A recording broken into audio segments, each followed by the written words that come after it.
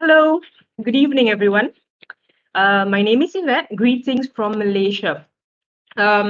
Wherever you are joining us from, wherever part of the world you're joining us from today, I hope that your day has been splendid so far. It is 5 p.m. here in Malaysia, and welcome to our session. Today, we have a very informative session for you, organized by the Southeast Asian Region IMechE and hosted by Asia Pacific University of Innovation and Technology, Malaysia. That's where I am right now, and I hope that you enjoy this session today. Today's session will be by Mr. Matthew Laskaj. Matthew is the current chair for the Institution of Mechanical Engineers Scottish Region and is the current director of a very successful engineering consultancy and training business. Starting his career in Australia and having worked throughout the world in manufacturing plants, refineries, and offshore oil rigs, Matthew now lives in Aberdeen, Scotland, and loves to help engineers all over the world develop their skills and improve their business. So without further ado, let me leave you in the capable hands of Matthew to speak to you about how to improve your maintenance strategy. Matthew, on to you. Terima kasih, Yvette. Selamat datang kepada semua. That's good. I learned Indonesian about 25 years ago. My accent was terrible back then, and I'm sure it's gotten worse now. So I promise you the rest of this is going to be in English. I'm glad for that. We are all glad for that. All right. Thanks very much. Thank you for everybody for joining in. As Yvette said, my name's Matthew Laskaj, and it's awesome to be here and to have so many people joining in from not just Asia, but all over the world potentially. So please feel free to leave your comments in the chat box throughout the session. Where are you calling in from, listening in from, and also what questions you've got throughout the session.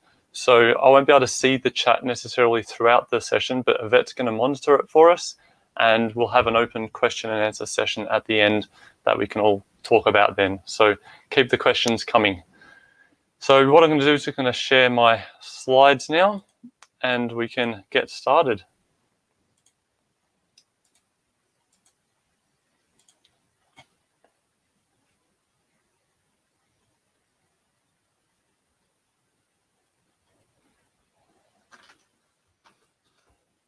Righto. So today we're going to talk about the importance of maintenance.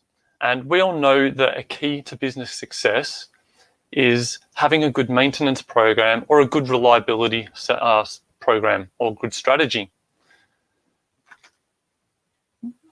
Maybe you struggle with a few areas though. Maybe it's getting the business case that management will support so you can get your strategy set up in your business. Maybe it's actually understanding how productive you are as a business or how reliable your equipment actually is. What I often find is people just don't know where to start. Starting can be the hardest part, so hopefully today's session I'm going to help you out with some of those things.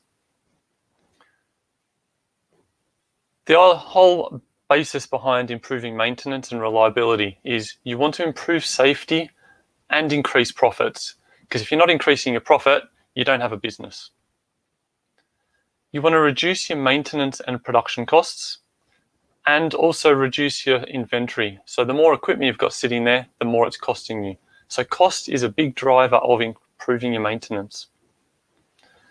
You want to improve stability and predictability of your equipment, because you want to know when you think it's going to fail or when you have to have the work done.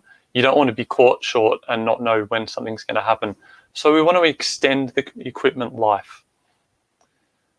Of course, we all want less stress in our life. Overtime, unplanned work makes more stress. So improve your strategy and it will reduce your stress. And by getting a sense of employee ownership, it's important that the workers feel like they're part of the team, feel like the equipment is theirs. So there's two key areas I want to focus on. What are the building blocks or the fundamentals of maintenance plans and maintenance strategy? And then how do you use that knowledge to build your own plan? So throughout the next 45 minutes, I want you to have a think about this question here. What are 3 steps or 3 pieces of information that you get out of today's seminar that will help you master your own maintenance and reliability plan? I'm going to give you my 3 at the end, but I want you to think about what are the main 3 things that you take away from today that you can actually put into your own maintenance plan. So first, have a think about the place where you might work or somewhere you've worked in the past. Something breaks down, and for whatever reason, it's quite often on a Friday night or a weekend or sometime when you don't want it to happen. All of a sudden, you've got a breakdown. Production's on your back to get it fixed. We need to get production out the door. We're losing money. Get it fixed quick, quick, quick. So the maintenance team do a really temporary fix, what we call a band-aid fix. They put a plaster over it. Fix it quickly, get it up and running as quickly as possible. So that makes them stressed. They're overworked because things happen at the wrong times, and they're stressed trying to get it fixed quickly. That means that the standards drop. They don't do work as well as what they could if they had more time and they were planned better. And maintenance then gets missed out because you're spending all your time on the reactive maintenance rather than the planned maintenance. This means our backlog grows. Our planned maintenance backlog gets worse, which starts our cycle again, because if we don't do the planned maintenance, we get more breakdowns. What do we do about it? How do we get out of this crazy cycle of this reactive stress running around with pressures? You've got it. The whole point of today's presentation is we need to improve our maintenance plan. By having a good maintenance plan and the right strategy, we will help with this. Let's look at it another way. In my experience working in manufacturing and refineries and offshore oil rigs and things, a maintenance manager's usually in place for about 2 years. They first come in, and what do they want to do? They want to look great. They want to do a great job. So let's cut costs. That'll make me look better. Well, we can't cut production costs because that makes us money. So let's cut maintenance costs because that's not making us money. In fact, no one's probably going to notice for a while. So they cut the spending.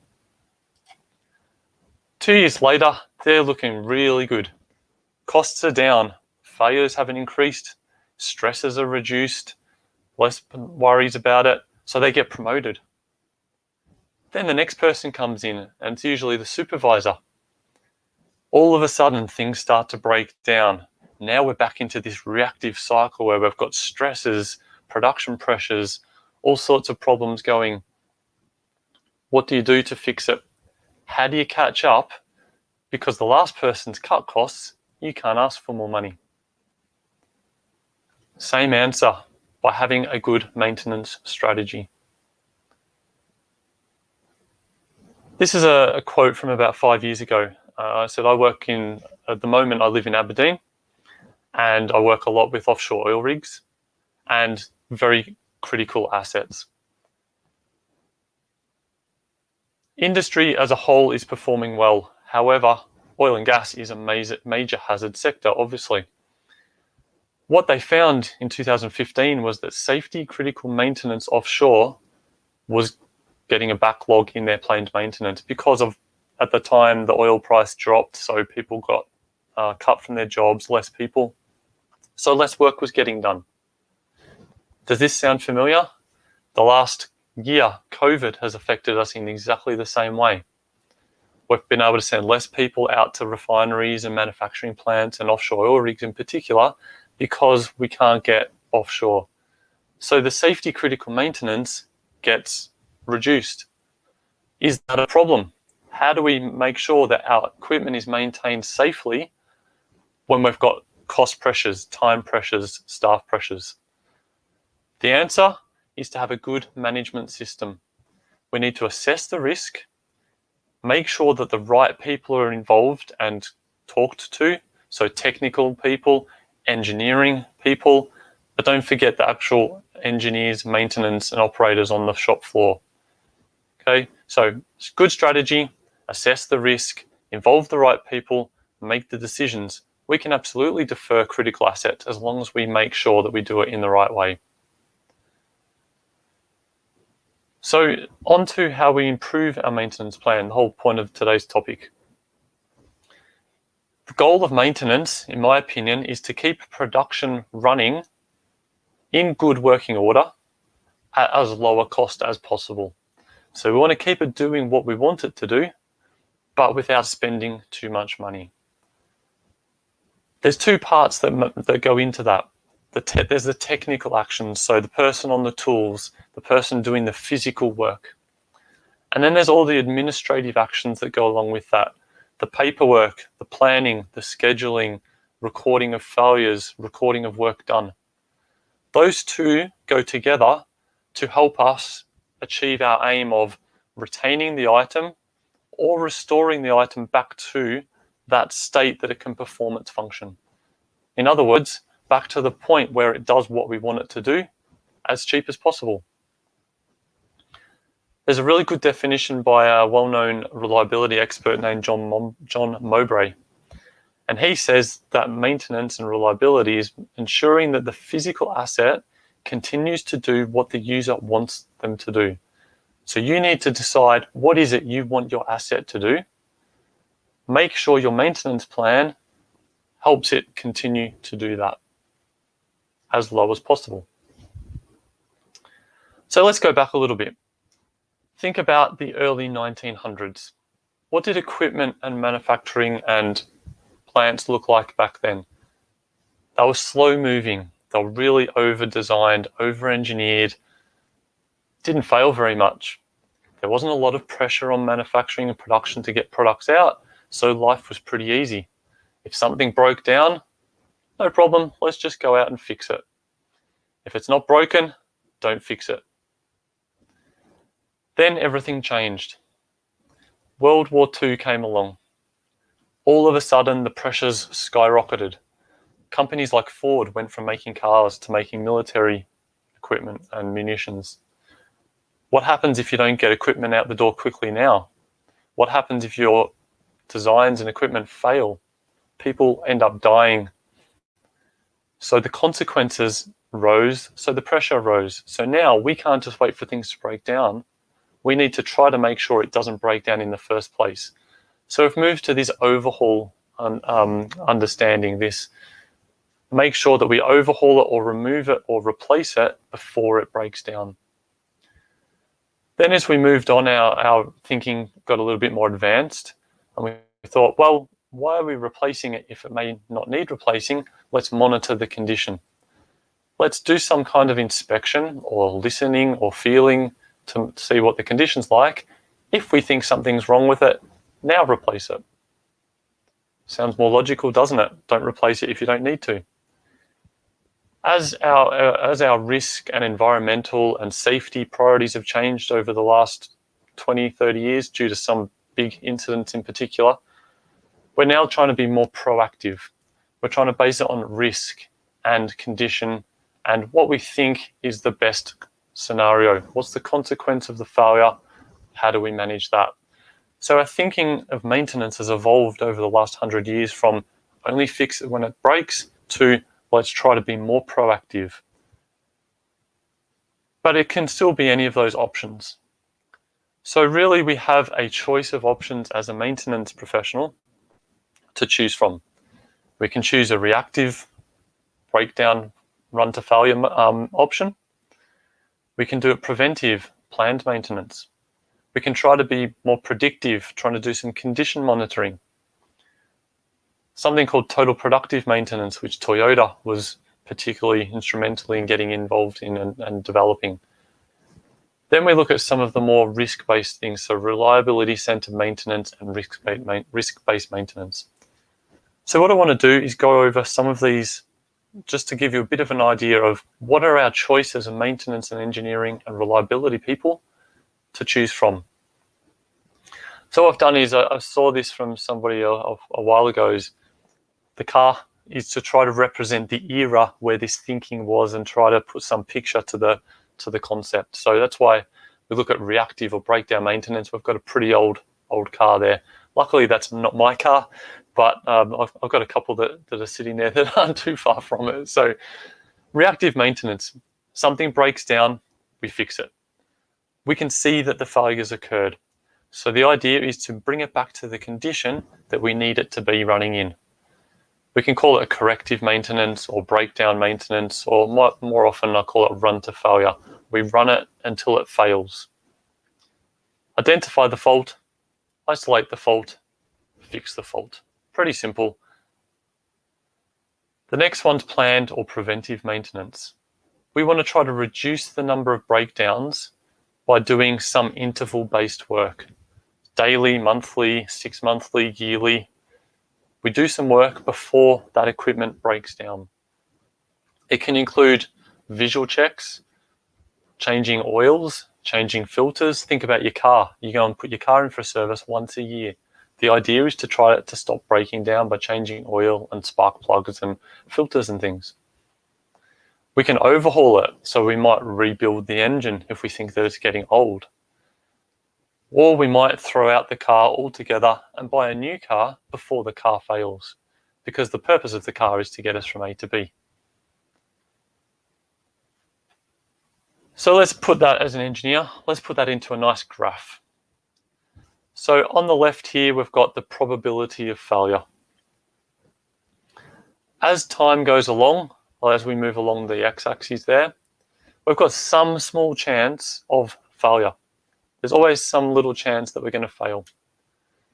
It then hits this dotted line, this magical dotted line, where it starts to all of a sudden wear out.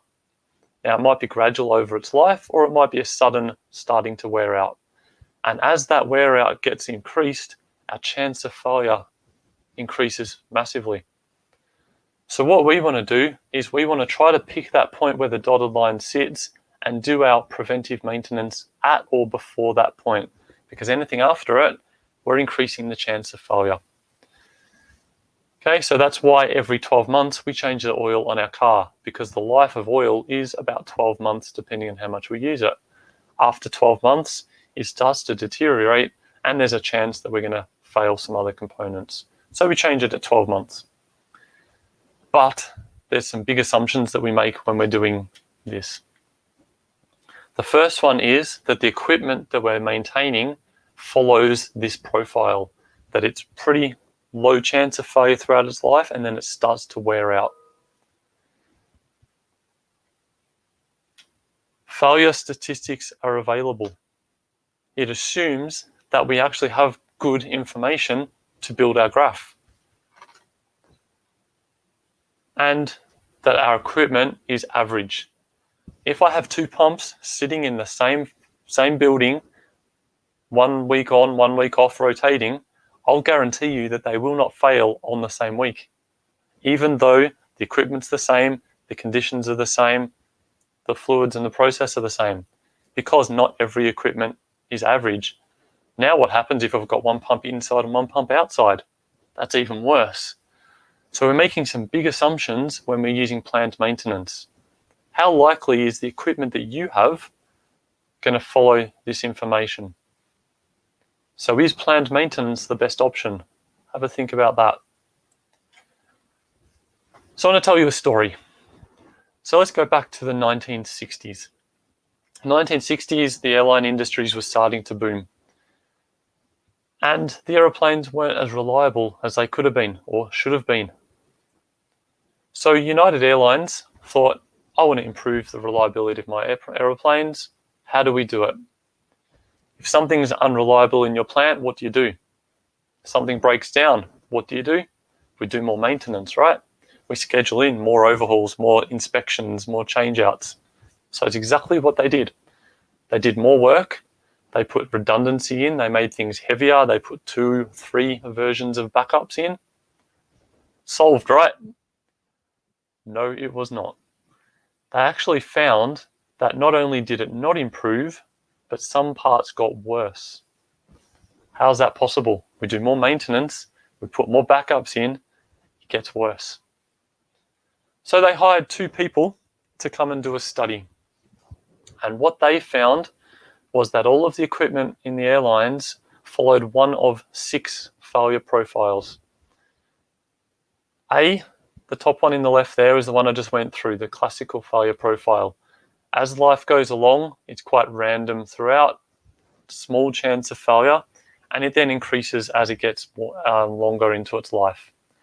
B, pretty unreliable right at the start of its life, pretty good throughout its life, and then higher probability at the end. C, it just gets higher chance of failure the longer you go. D, pretty good at the start, not so good throughout its life. E, random throughout. So almost think about a light bulb for this one. You could turn the light bulb on the first day and it doesn't work. It could run for 2 years and then fail. You just really don't know when it is, and there's not much warning sign. And F, pretty good at the start of its life, pretty bad at the start of its life, and then random throughout. So what I'd like you to do is, in the chat box, if you're on YouTube or if you're on Facebook or if you're logging in another way, what one out of those 6 options do you think did they find the most? So if everyone wants to just stick something in the chat there, A, B, C, D, E, or F, which one do you think that they found was most common? Right, we've got one. First one from Anai's F. Anas going for G. Got an A. Got a couple more Fs.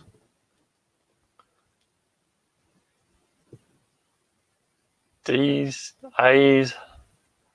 All right, we've got a pretty good spread of ones coming in on the live stream there. Anyone on the YouTube? Just check the YouTube stream. I've got a couple coming in on YouTube as well. Excellent. Thanks, Daisy. Shah, D all the way. That's a pretty confident call out, Shah. So what I'm going to do, I'm going to share the results, and the results may surprise you. A, 2%. 2% of failures followed that classical failure profile that I showed you. 4% is B. 5% is C. If we add all of those together, only a total of 11% of failures occurred or followed what we call age-related profiles, where it's pretty good throughout its life or pretty random throughout its life, and it gets to this wear-out zone towards the end.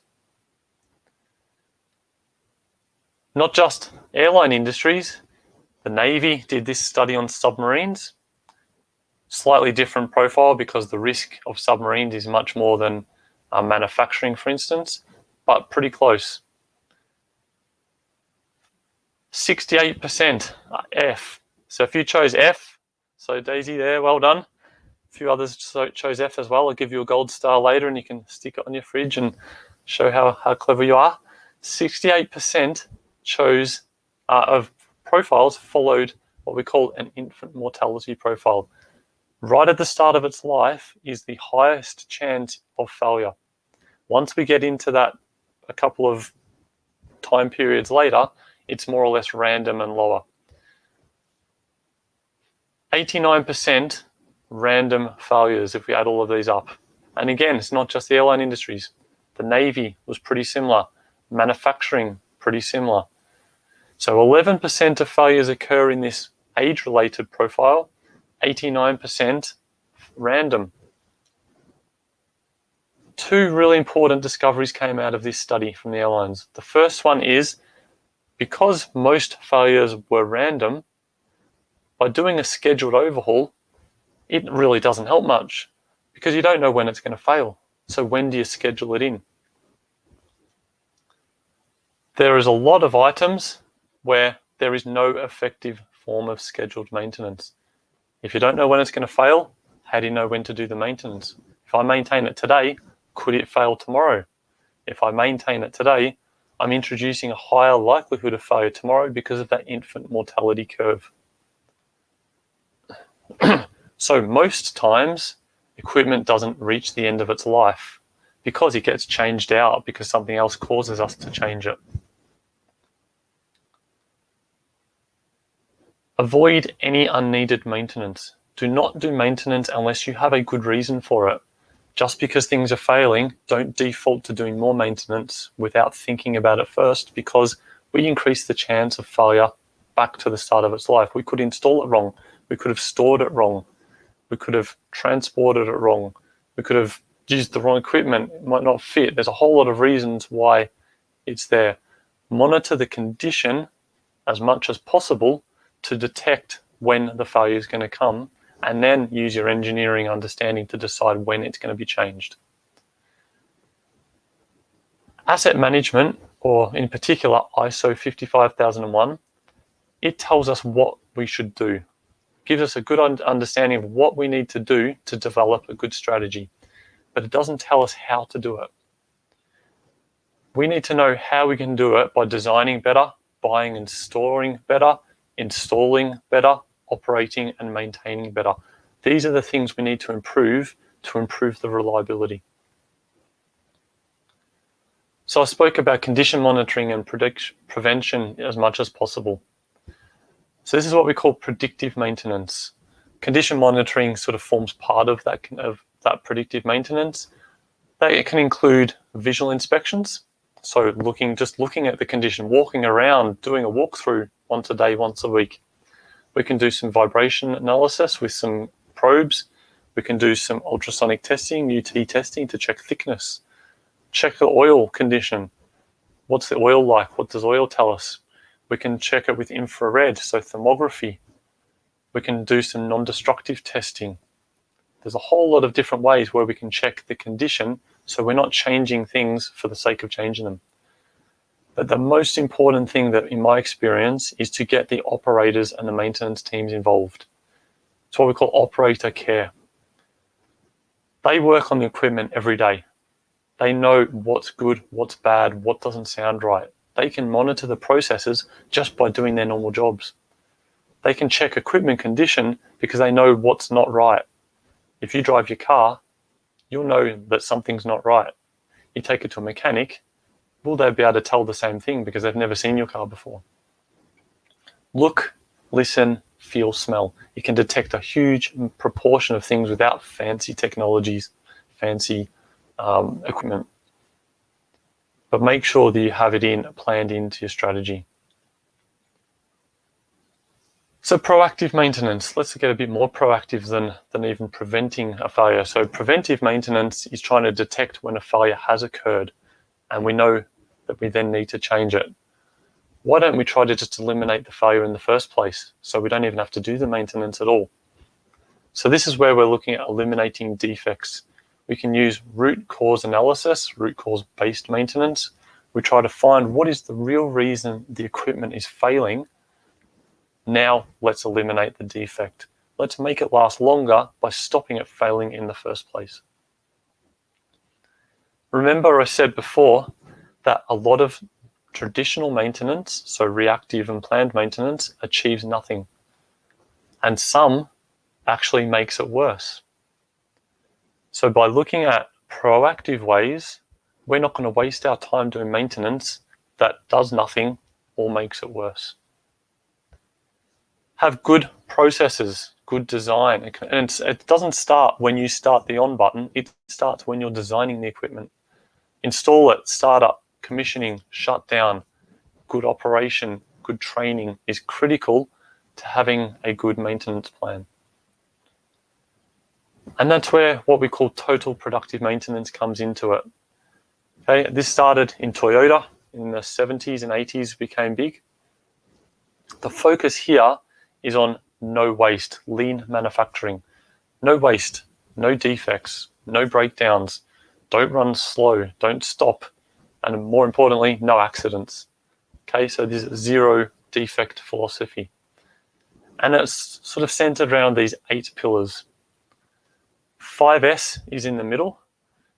For any bonus points, can anyone name what any of the 5 S's are in the chat box?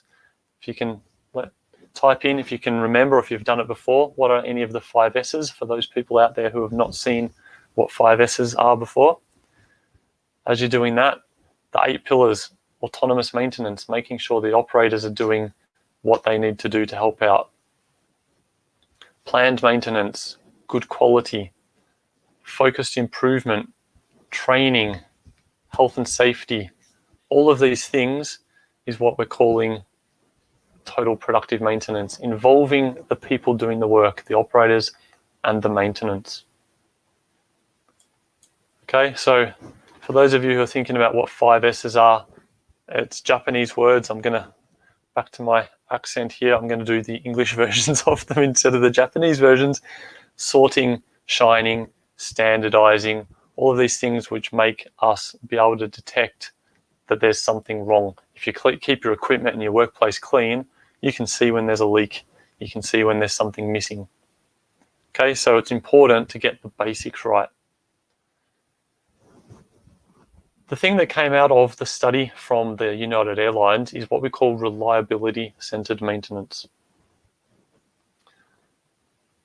It's a process, okay? It's not another technique. It's a process and a decision diagram that helps us make better decisions with the information we've got.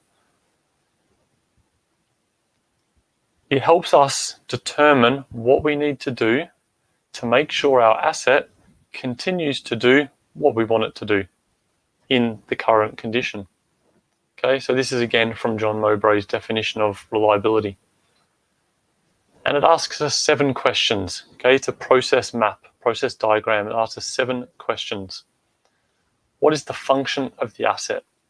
What is it meant to do? How can it stop functioning in the way we want it to do? In what way can it fail? What causes that failure? What's a potential cause of that failure? What happens when that failure occurs? Safety, environmental, production. They're the 3 things that we care about when a failure occurs. All 3, then you're in real big trouble. What's the consequence of that failure? Does it cost us a lot of money? Do people get badly injured? Do we have an oil leak to the ocean?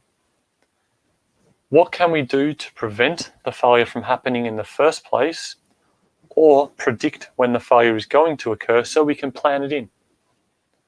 If we can't do either of those, what else can we do? We might need to redesign it. I love a process map. I love pictures. So here's a map of how this would sort of work. Collect the information. And this is why plant maintenance doesn't always work so well. We don't have good information. We need to get better at collecting information. Failure history. How many times have we changed it? How much work have we done on it? How much does it cost? Then we work out the risk. Risk is consequence times probability. We then rank the risks from highest to lowest. Some criticality analysis. Based on the one that gives us the most pain, the most grief, we build in a plan using RCM if we really have high criticality, or maybe just using our engineering knowledge. The continuous improvement cycle, plan, do, check, act. We always have to keep evaluating, monitoring, and reassessing and improving. So we may need to go back and do that process over and over again. Okay, so this is what we call part of the risk-based process. For those of you who are involved in risk-based inspection, there's an API standard there, and it's mainly to do with thickness of pipes and thickness of pressure vessels. How long is fitness for service going to last? What is the risk? Okay, so if we can combine reliability-centered maintenance and risk-based inspection, we get what we call risk-based maintenance. So, all sounds good in theory, right? Very easy. We can set up some plans. We can look at our history. We can do root cause analysis. We can do all these fancy techniques and tools. But what does this look like in real life? It's going to take a lot of work to do. So how does that affect our end plan? If we're going to spend more money, think about our maintenance manager. The person you've just replaced has cut costs. They've done such a good job. They've been promoted. You've come in. How are you going to ask for more money? How are you going to improve the maintenance?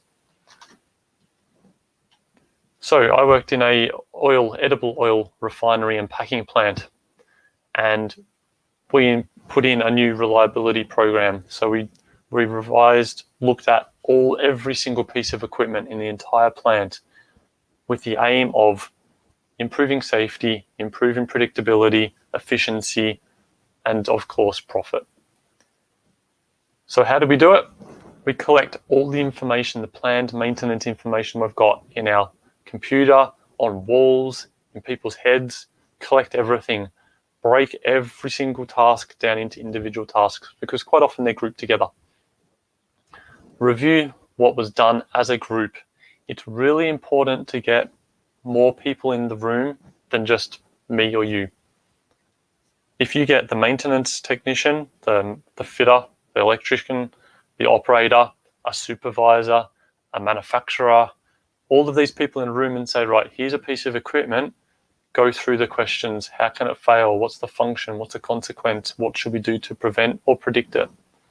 You're going to get a much better result than one person sitting there. So get a team involved.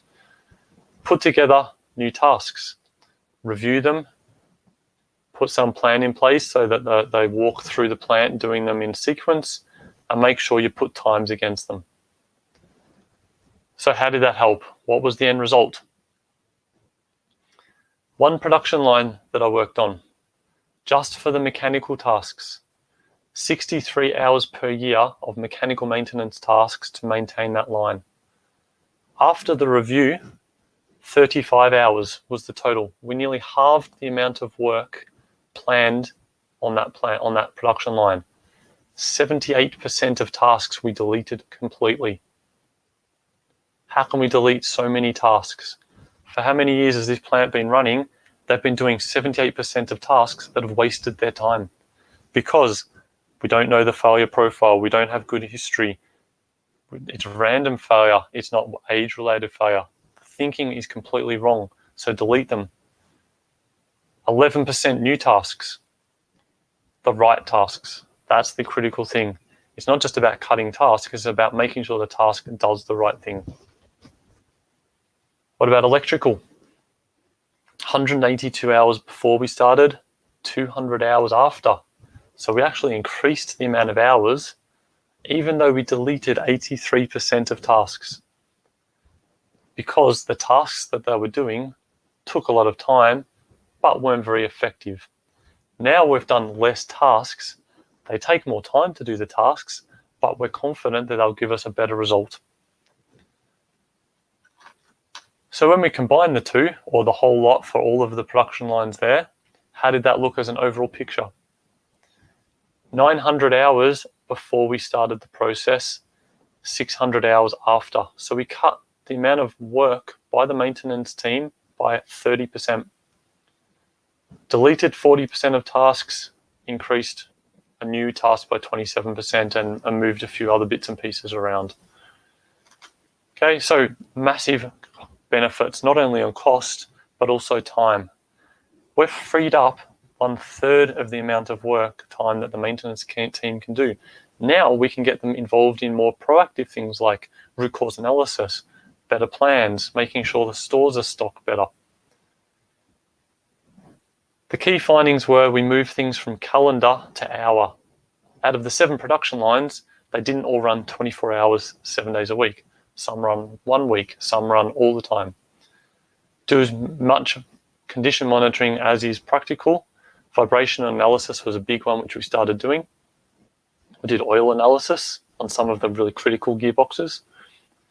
We found that equipment was way overserved. We just did too much maintenance for no reason. The operator would go and grease a bearing. Later on the same day, the maintenance person would come and grease the same bearing. Too much duplication of tasks because it wasn't formally documented well. Not enough electrical tasks and not enough that did the right thing.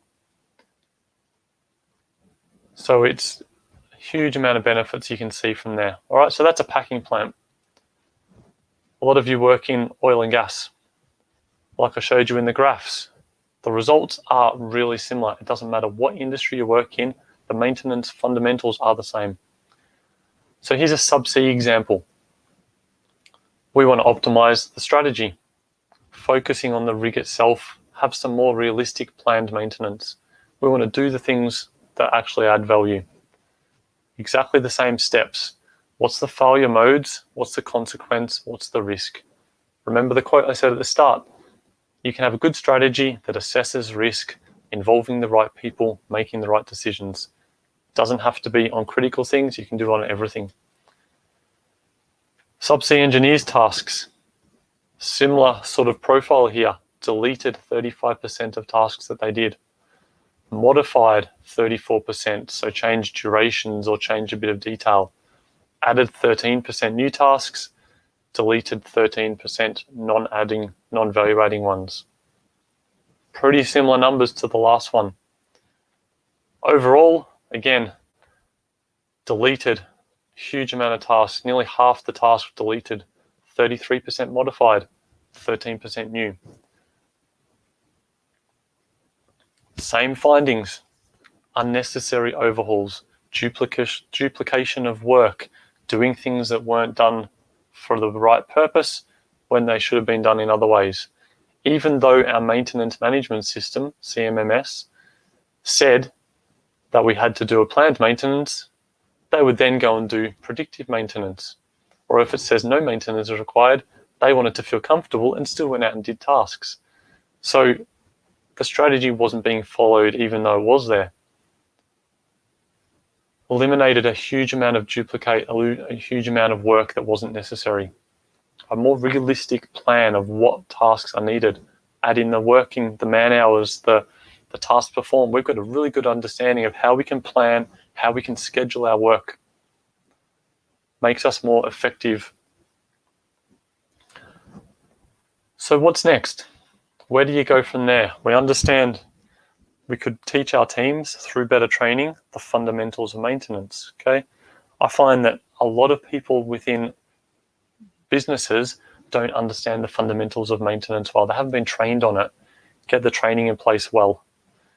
We know how to put a strategy together through ISO 55001 maybe, or through our teams. We can review criticality.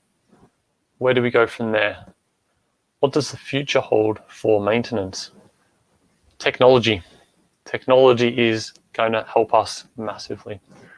The Internet of Things, if you've not heard of the Internet of Things, for those of you who go for a run and you use an app to track how far you ran, how many calories you burnt, how fast you ran, that's using the Internet of Things. It's using a sensor in your phone to go to the internet to give you the data to help to determine how fast you were yesterday compared to today. We can use the same thing for predictive monitoring. Vibration analysis. What was the vibration yesterday? What's the vibration today? We can have remote sensors, so we don't even have to fly out to a rig to do the testing. Connectivity is making things much more accessible and much easier. We can then use artificial intelligence to help predict when failures are occurring, to help simulate through digital twin what's going to happen. Collect the information, collect the data, build a model. It can be artificial intelligence or digital twin or just using our knowledge to make more advanced models. Gives us better confidence that we're going to have a failure at this point. Helps us plan it in better. Blockchain technology. If you've not heard of blockchain technology, most people think of Bitcoin. All blockchain technology is this. We're monitoring transactions that are visible. Every transaction that is made digitally gets tracked so that nobody else can change the records. That's all blockchain technology is, in a very brief summary. Visibility, traceability of every transaction that's made digitally. Augmented reality, virtual reality. We can put goggles or glasses on to help us identify a piece of equipment, turn this valve, change this one. Here's a map of the floor. We can tell exactly where equipment is. Don't forget cybersecurity. How many times are companies going to get hacked before they decide to improve their security on their cyber? Data is what is important these days. We need to protect it. We need to make sure if we're using remote technologies and Internet of Things, we're protected. So now what? Now what would you do if you wanted to save money? If you want to improve safety, if you want to have your equipment more predictable, you want to reduce your stress, reduce your team's stress, and have a happier life, what would you do to be this person that I showed you at the start, this maintenance manager where they're reducing costs, more stable process, profits are up. I'm hoping that you've got a bit of an idea now as to how you would do this. How can you become this person? I asked you a question at the start. What are 3 steps that you gained out of today that you think would help you master your maintenance plan and reliability? So if you haven't written them down, I'm going to give you my 3 answers. First one is to set up the support that you need. We need to have the management support, the leadership, making the vision, setting the goals for the team. The support of the operators, total productive maintenance, providing that basic care, the condition monitoring stuff.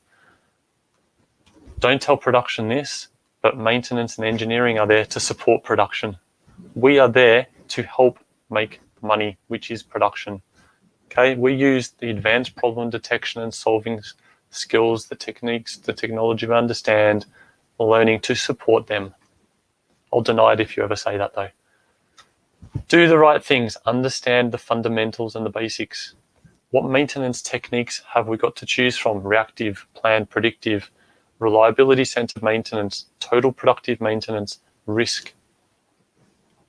And the third one, improve prevention as much as possible.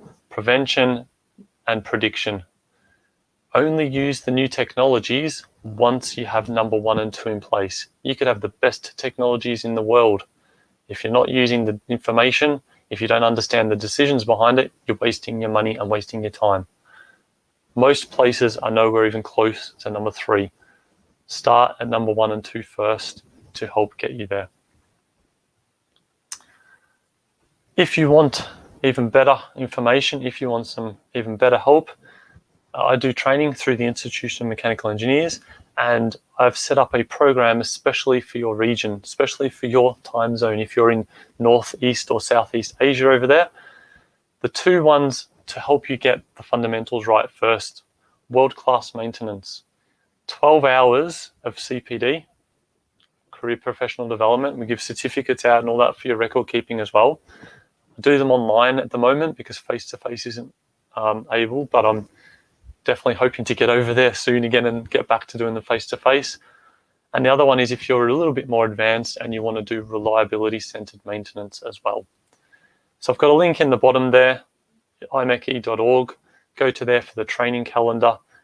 Nice early start for me at 5:30 in the morning over here. As I said, I live in Aberdeen in Scotland, but for your time, I've made it a bit more comfortable, 12:30 start in Malaysian time.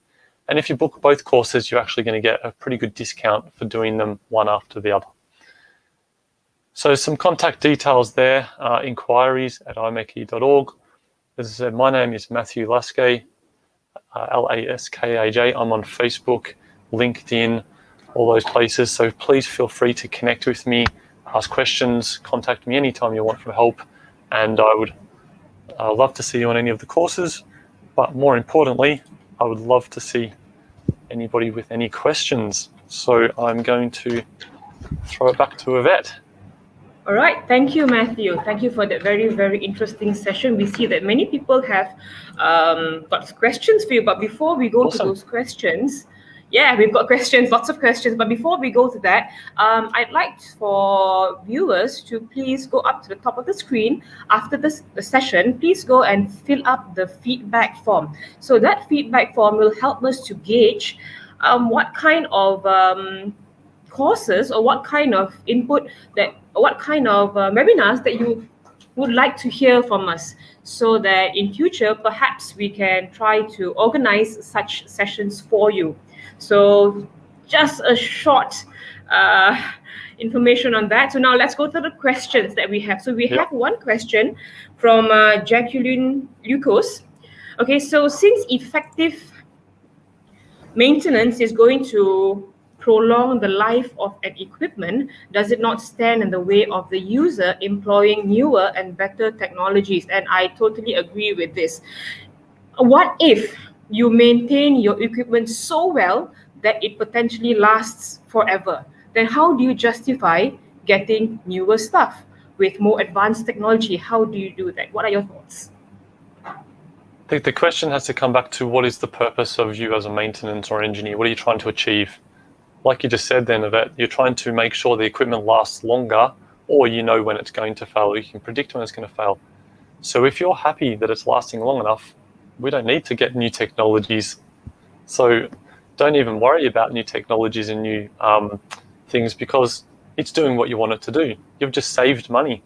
If you have a basic maintenance plan that does everything you want it to do, don't worry about technologies. It's doing what you want it to do. But the idea of technology helps us to save money, right, in the long run? Not always, no. Not always? Well, okay, No, fine, because not always. if I've got a piece of equipment, I've got a pump running, and it's doing exactly what I want it to do, why would I spend money on sticking a vibration and analysis tool on it? When it fails, is it cheaper to replace the pump, or is it cheaper to have constant vibration analysis monitoring on that pump throughout its life? It only fails every 10 years. How much does it cost me to monitor the vibration of that pump over 10 years versus changing the pump once in 10 years? So maybe the vibration analysis will prevent that failure or predict when it's going to happen, and it gives us a warning sign. So what you have to do is look at what is the reason for buying the technology. Yes. Does it make justification cheaper, safer, better? If not, don't buy it. All right. We Malaysians love to save money, so I agree with you. All right. Just save some money. It's all about money, isn't it? All right. So thank you very much. If you're not saving money, you go bankrupt. We've got another question here from Tang Cafe. Would data analytics and machine learning help to analyze the data collected so as to better understand machine conditions? Yeah, that's a great question, because we all love to collect information. Collecting information these days is so easy, isn't it? We can do it from all sorts of methods. But then what do you do with it? So there's two sort of extremes. Some people are collecting none. Some people are collecting far too much, and they collect so much they just don't know what to do with it. So what you've got to do is collect the information that will help you achieve your goal. Again, let's look at a pump. How many times has it failed in 10 years? What are the types of failures or failure modes that you have had? Does the same failure happen every time? Maybe it's the packing that fails after every 6 months. Collect what happens to the process throughout that 6 months that potentially could cause that to fail.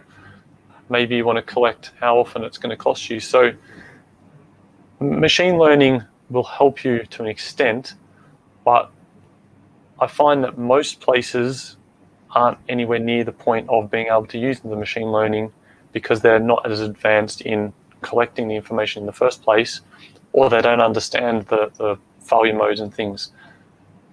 The places that it does help is, like you just said about with technologies, we can stick remote monitoring on things. So again, vibrational analysis.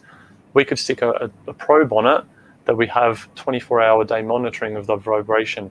We're then going to collect the data over every single second of its life, and then we can use the algorithms or whatever to say, oh, it's risen all of a sudden, now we're at an alarm level. So collect the information for helping root cause analysis or predicting when it's going to fail. If your consequence of failure is too high, that's when you need to start collecting better and doing it more in depth. Maybe use reliability-centered maintenance. So at the end of the day, right now, we are all about machine learning. We're all about data analytics. We've got these words flying around, big data.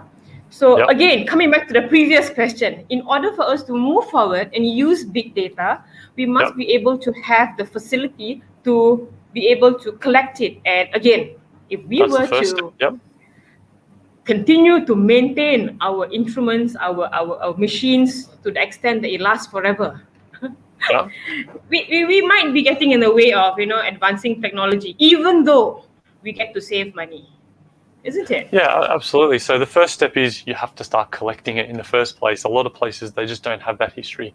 So just collect the basics if you need to, then establish a baseline.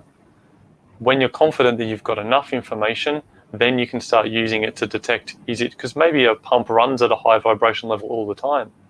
And if you start to do a check, oh, look, the vibration's high, we better change the pump out. Well, no, because maybe it always runs there. So you need to have a baseline, enough time to establish that. And now, is it going up or is it going down, and then decide it. That's where an engineer comes in. You need to really understand your machines. Yeah? Yes. Thank you. Yes. So now we've got another question. Okay, this is from Lai Naishan. Okay, there is a strong relationship between condition monitoring, predictive maintenance, and overall equipment effectiveness, OEE. Is this true, and what are your thoughts? So OEE is a combination of monitoring your quality, your productivity, so time, and how many good parts you're producing and how much you're running for. So it's a good reliability measure or process reliability measure, and it gives you a number, a percentage. So if I'm making 90% quality parts and I'm making 87% time and I'm running for 65% something else, you multiply the three out and that gives you your OEE number. And it's a measure. But what are you measuring against? How do you know that that 67% is good or bad? So you could use best practices. You can use world-class numbers, which is what I go through in the world-class maintenance course. Or you could just say, what did I achieve last month? Can I get better? So that's a measure of where you're sitting now, or that shift, or that day, or that week. So it's a measure, that's a number of how you are performing in reliability. Predictive maintenance is only there to help predict when equipment will fail. So yes, by having better condition monitoring and better predictive maintenance, that will increase the uptime or the availability of your equipment. But it doesn't help your quality and it doesn't help your other times. So it's one part of those three pieces. If you improve predictive maintenance, you improve reliability, you improve uptime, which by default you improve the amount of stuff you make. So it's one piece of helping OEE, but it's not the only part. It is one very important piece. Yes. Because without it, nothing else will work very well. Yeah? No, you're just going to have more breakdowns. All right. We've got one more question. This is from Howard Young. To what extent, okay, this is showing that he was really paying attention to the graph from earlier, your poll. Yeah, so to what extent is the assumption tolerable in maintenance, especially in the case of graph F, where the possibility of failure is random? Yeah, great question. And this is the thing for me where I find it when I'm doing these studies in groups. So I go into a lot of companies and I help them develop their maintenance plans and do training for teams and things. So if you're a company out there and you want some help and doing these trainings, absolutely can help you with that. The hardest part to get through for people is, let's say we've got a maintenance fitter and he or she has been doing maintenance for 30, 40, 50 years maybe. As a maintenance person, what we want to do is make sure our equipment is running well. We don't like to see leaks. We don't like to hear it making noises. I like to feel comfortable that I'm doing something to make it run better. And this is why a lot of the time we do planned maintenance, because I feel better if I'm doing maintenance. But if I don't know where that end of the graph is, where is that point where it's going to start to wear out? I could be doing my maintenance way too early, which means I'm wasting money, or I could be doing it way too late, which means it's going to fail before I do my planned maintenance. So unless I know where that dotted line was, where that wear out part is, how do I know when I'm doing the maintenance is right? Again, think of a light bulb. Do we ever do planned maintenance on a light bulb? We shouldn't, because, as I said, I can turn on today and it works fine. I can turn on tomorrow and it might not work. Let's say I want to make sure it's going to work for the rest of the day. I'll go and test it. Turn it on, yep, it's working, turn it off. Half an hour later, turn it on, it's broken. Planned maintenance will not fix that because it's almost a random failure. We don't really know when it's going to fail, so why are we planning maintenance in? Instead, we're looking at that F profile. When we turn a light bulb on for the first time, maybe I dropped it before I installed it, maybe I didn't screw it in right. There's a bit more of a chance it fails the first time than a week later. So if I can do less changeovers, I need a backup plan for when it does fail. We know it will fail at some point. It doesn't really matter when, because what happens when it fails? I go to my cupboard and I change it with the new one because I've got a spare part.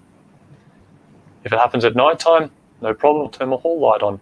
I'll turn my torch on. I have a plan when it's going to fail. The consequence isn't much. So if it's a random failure, those last 3, don't plan maintenance in because you're wasting your time.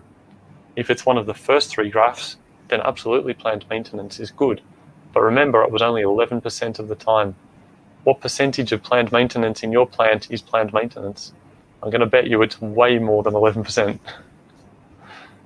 Okay, so that's interesting, knowing when to do your failure analysis. So another question which is very related to what you just mentioned. So what about knowing how to identify it? So ways to identify failure profiles when you are limited with limited historical data. How would you Excellent question. suggest? Yes.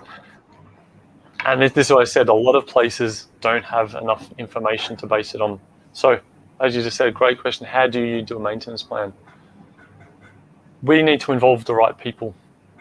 So, as I said, when I do my reviews with maintenance plans, yes, we've got to do a whole lot of work up front. So we've got to get as much history as we can. Sit in a room with the right people. So the operator and the maintenance person has a massive amount of knowledge of how that behaves. I can go and walk around and walk and ask the fitter or operator and say, see that pump there, it's making a noise. How long does that make a noise for before it actually fails? It always does that. It can go for 2 months like that before we need to change it out.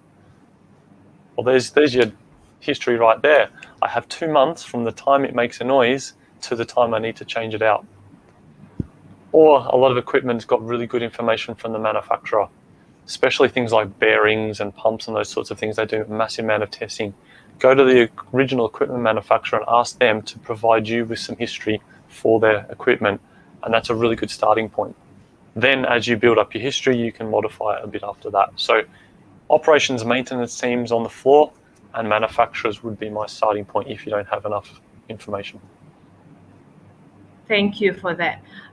We've got 2 more questions, maybe a quick run through the 2 questions before we wrap up for the day. Yeah? So regarding mechanical software packages, what would you recommend to predict condition of equipment? We've got a question from Rahman Ashina here.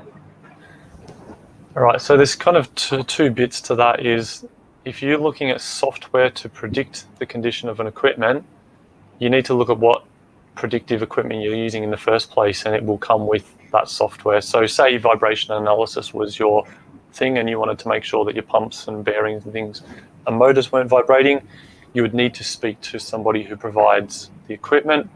What does that hook back up to? And they will talk about what sort of software that you need for that specific thing. A lot of companies will have what we call a CMMS, Computerized Maintenance Management System, and that's what they use to plan and schedule and keep all their history information in there. So things like SAP, SAP, Oracle, Maisie, there's a whole range of different ones, and most places these days have those in place. I find that just as a starting point, keep it in Excel. It gets a bit hard and a bit awkward after a while to manage it, but if you're starting with 0, just collect it. But if you're using technology to collect it, it will usually have whatever that manufacturer has, so I would ask them. Right, thank you so much. Okay, one last question before we end for the day. This is about the curve that you showed earlier, about the infant mortality curve. So is it due to a design issue or a quality issue? How is it related to reliability or maintenance? Yeah, great pickup there. So the infant mortality graph says there's a higher chance of failure at the start, and then it sort of fairly quickly evens off to random throughout its life. That's what that kind of curve tells us. So what are all of the ways that it can fail day 1 or day 2 when you start it up? Yes, we could have designed it poorly. We could have transported it badly and we could have dropped it. We could have stored it in a room that wasn't, if it was electrical, it could have been humid and could have got wet and rust. It could have not been protected well. The operator could have installed it wrong. The operator could have started it up wrong. There's a massive list of things that could cause us to first time fail. So that helps us make sure our process is in place for that startup process. But by understanding the graph, as a reliability or maintenance or an engineer person, it makes me think every time I say we need to do maintenance, do we really need to do maintenance? Because if we don't, we're going back to the start of that graph. And now we're going back to the higher probability. So as a reliability person, the way that graph helps me is to actually make me think better. Do I really need to do this task? Does it help me reduce the consequence, reduce the risk, prevent the failure? If not, redesign it or just let it run to failure. Don't even touch it at all, because like the light bulb, touch it and you're probably going to blow it. Leave it, have a way to fail. So that's how I use that. Okay, thank you so much. You know what? The topic is so interesting that we've got more questions, but unfortunately, I think we've run out of time. So if you've got more questions for Matthew, please keep them coming. Do not limit yourselves. He's very happy to field all your questions. So please leave them in the comments, and perhaps Matthew can get back to it after the session. Yeah? Yeah, absolutely. And if you connect on the Facebook and LinkedIn as well, you can catch me that way. Join in. I said my name's pretty easy to find. There's no other Matthew Laskaj in the entire world, so you won't have trouble in finding that. But I said the programs we've got set up in place in July just for your areas. So get in touch if you want one in company or yourself as well. I'd love to see you at those. All right. So if you do want to get information on these events, or if you want a specific topic that you would like Matthew to present on, please fill up the feedback form. The link is right at the top of the screen. Fill it up, and you will get the information about it if and when it is organized. So thank you very much for joining us today, Matthew. Thank you for having me. It's been awesome. Yeah, okay, so hopefully you can have another session with us once our viewers get back to us on what they want to hear about. Absolutely. That'd be great. Right, so thank you very much. Thank you everyone for joining. Thank you very much. Thank you and have a good day. Goodbye. Thank you. Bye.